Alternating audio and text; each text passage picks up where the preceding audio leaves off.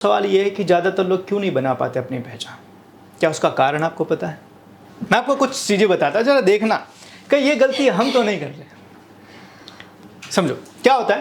पहला, उनके पास कोई विजन गोल मुझे बनाना ही नहीं है। मैं लास्ट टाइम आपको पता है एक यूट्यूब के ऊपर एक बंदा है रवि गुप्ता, उसके बारे में मैंने आपको बताया था। वो बंदा बोलता है कि यार ट्रेनर जो होते हैं ना जिम में, तो वो जब जिम करने वाले लोग होते हैं तो उनको मारते हैं, उनको नेगेटिव बोलते हैं कि तू नहीं कर सकता, तेरे से नहीं हो सकता। तो लोगों को थोड़ा जोश आता है, लोग एक्स्ट्रा करते हैं। बोलता है मैं जाता हूँ, मेरे को बोला कि तेरे से नहीं होगा, तो मैं जोश में आके ज़्यादा नहीं करता, मैंने मान लिया मेरे से नहीं होगा। ये 4 साल से जिम का ट्रेनर है, ये बोल रहा है मेरे से नहीं होगा तो नहीं होगा, मेरे अंदर कुछ तो ऐसा देखा होगा उसने, मैं मान लेता।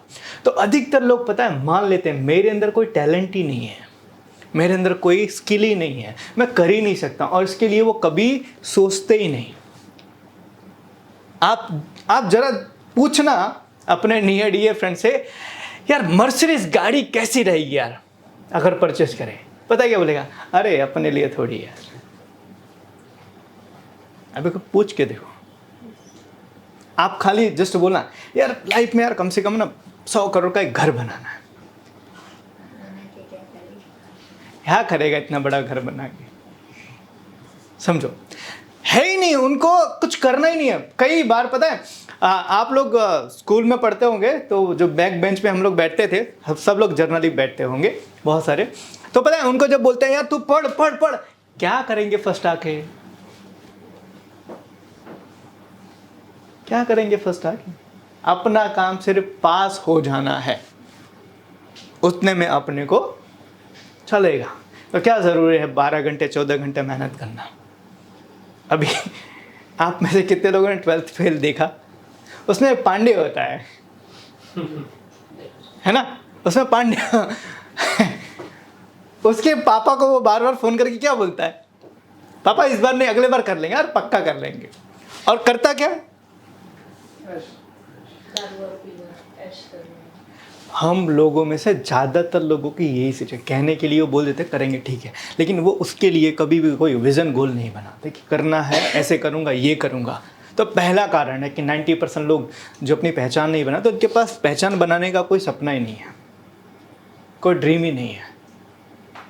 और कहते हैं ना, आपको अपनी लाइफ में कुछ बड़ा करने के लिए आपके पास एक लक्ष्य होना ज़रूरी है। अभी मैं ना एक बहुत अच्छी किताब पढ़ रहा हूँ, रेज ऑन योर सैलरी, बहुत बढ़िया किताब है, नेपोलियन हिल का। उसमें एंड्रू कार्नेगी बिजनेसमैन, इंडिया के बहुत बड़े हैं, वर्ल्ड अमेरिका के बहुत बड़े बिजनेसमैन हैं, उनका इंटरव्यू लिया हुआ है। तो उसके अंदर उन्होंने बताया कि नेपोलियन हिल ने पूछा, सर आप अपने लाइफ में इतने सक्सेस हुए, इतने कामयाब हुए, आपने इतनी बड़ी स्टील की कंपनी बनाई, तो आप अपने सक्सेस के प्रिंसिपल शेयर करो। तो उन्होंने कुछ 16-17 प्रिंसिपल शेयर किए इस किताब के अंदर। पहली चीज़ उन्होंने बताई कि सबसे पहली चीज़, अगर आपको अपनी लाइफ में सक्सेस होना है तो आपके पास एक सपना होना चाहिए, एक लक्ष्य होना चाहिए, गोल होना चाहिए। क्योंकि जब तक आपके पास कुछ नहीं है करने के लिए, आप कुछ करने की कोशिश ही नहीं करोगे। और अधिकतर लोगों के पास में कुछ करने के लिए नहीं है। एक्चुअल में हो क्या गया पता है? आज हम एज एग्जांपल हम जॉब कर रहे हैं ना, तो हमारी रूटीन फिक्स हो गई है, करना कुछ नहीं है, हमारी रूटीन फिक्स हो गई है। 7 बजे उठना है तो आंख खुल जाती है, समझो। 9:30 बजे इधर पहुंचना है तो कैसे भी करके हम इधर पहुंच जाते हैं। इधर आने के बाद में हम घड़ी का वेट करते हैं 6 बजे और हम घर जाए। हमारा आज का आने का कोई लक्ष्य था ही नहीं कि आज मैं ऑफिस जाऊंगा और ये चीज करूंगा। समझो, हम लोग के मार्क्स बहुत अच्छे नहीं आते थे स्कूल के अंदर, तो पता हम पढ़ाई कैसे करते थे? 2 घंटे पढ़ना है बस, 2 घंटे पढ़ना नहीं है, घड़ी का देखा 6 बजे बैठना, 8 बजे उठ जाना। उस बीच में कुछ भी, कभी हम जाते थे चाय लाने के लिए, कभी जाते थे कुरकुरे लाने के लिए, कभी है ना थोड़ा बहुत काम कर लेते थे, थोड़ा पढ़ लेते। एक्चुअल में 2 घंटे हमने स्पेंड किए, पढ़ाई नहीं की, हमने 2 घंटे स्पेंड किया और हमें ऐसा लगता था कि मैंने ये पढ़ाई की। समझो, अभी ये इस एग्जाम्पल मूवी का अगर मैं बताता हूँ, उसके अंदर पता है वो लड़की एक टाइम मशीन लेकर आती है, वो घड़ी स्टॉपर लेकर आती है, और वो बताता क्या है कि भाई आपको एक क्वेश्चन का आंसर मिनिमम 200 वर्ड्स के अंदर आपको देना है, कितने में? 2.5 मिनट में। तो वो बोलता है कि मैं 2 मिनट में करूंगा। That is preparation. इतने क्वेश्चन आएंगे, इतना समय मेरे पास में है, एक क्वेश्चन के लिए मुझे इतना समय मैक्सिमम देना है, उसके हिसाब से प्रिपरेशन करो। That is preparation. और वो तभी हो सकती है जब आपके पास में कोई गोल हो, कोई ड्रीम हो, कोई विजन हो। आज हम बहुत सारे कॉलेजेस के अंदर, बहुत सारे स्कूल में जब हम सेमिनार्स करते हैं ना, पूछते हैं बच्चों का, आप बीकॉम क्यों कर रहे हो? आप बीकॉम क्यों कर रहे हैं? सर 12वीं पास हो गई थी तो बीकॉम करना था। क्यों कर क्यों रहे? बीएससी क्यों कर रहे हो? इवन आप देखोगे आज एमबीए पढ़ाई करने के बाद में लोग आते हैं, उनको उनके ही सब्जेक्ट का कुछ नहीं आइडिया होता है, अपने खुद के सब्जेक्ट के बारे में उनको नहीं पता। लोग एचआर पढ़ के आते हैं, एमबीए एंड एचआर पढ़ के आते हैं, उसके बाद भी एचआर के बारे में उनको कोई आइडिया नहीं। मार्केटिंग पढ़ के आते हैं, मार्केटिंग में कैसे कंटेंट बनाना है कुछ नहीं आइडिया, कितने तरह की मार्केटिंग नहीं आइडिया। दैट मीन कि उन्होंने वो पढ़ाई सिर्फ और सिर्फ एग्जाम पास करने के लिए की है। आप लोग ही सोचो, आप लोगों को पाइथागोरस का सिद्धांत याद है?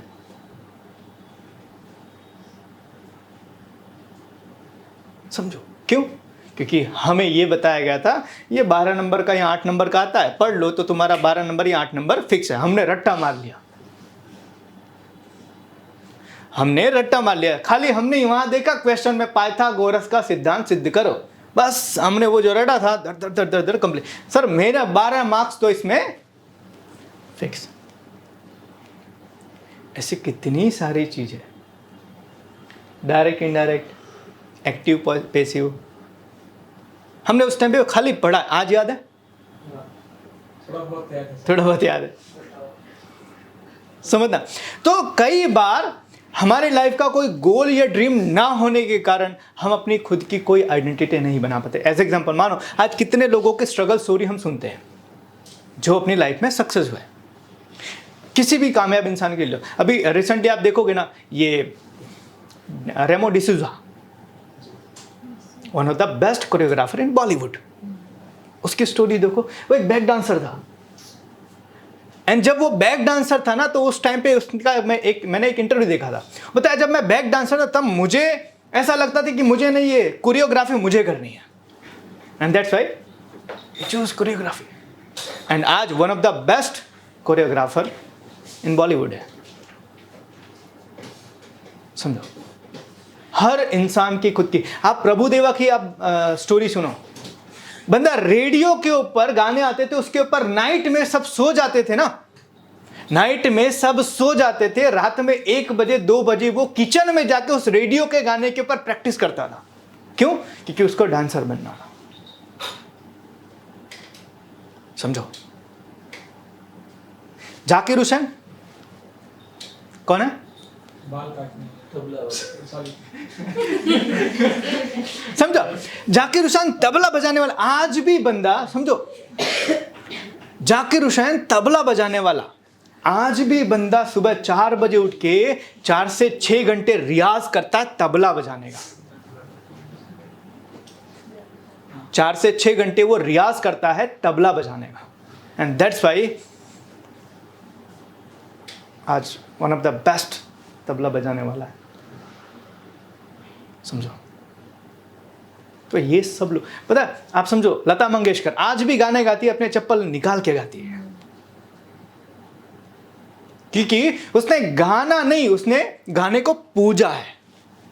हम पूजा करते हैं जिस तरीके से भगवान की, उस तरीके से वो माता सरस्वती की पूजा करती है, ये समझ के कि मैं जो गा रही हूं ना, वो माता सरस्वती मेरे अंदर या मेरे कंठ में विराजमान है।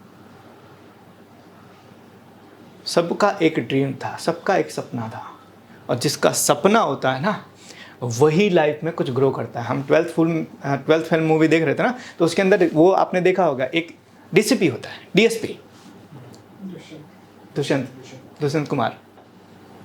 चीटिंग छोड़नी पड़ेगी, और वही उसका सपना बन जाता है। मुझे इनकी तरह बनना है। क्यों? क्योंकि उसको एक चीज़ समझ में आ जाती है, अगर पावर सही इंसान के हाथ में हो तो पूरी दुनिया बदली जा सकती है। तो ज़्यादातर 90% या 95% ले लो, उनके पास सबसे पहली चीज़ जो नहीं होती है वो है कोई गोल या कोई विज़न नहीं होता अपनी पहचान बनाने के लिए। आज स्टूडेंट को पूछो आप क्यों MBA कर रहे हो? सर एक अच्छी सी नौकरी मिल जाए। आप क्यों इस कंपनी में नौकरी करना चाहते हो? क्योंकि एक अच्छी सुंदर लड़की से शादी हो जाए। पर्पस नहीं है। तो पहली चीज़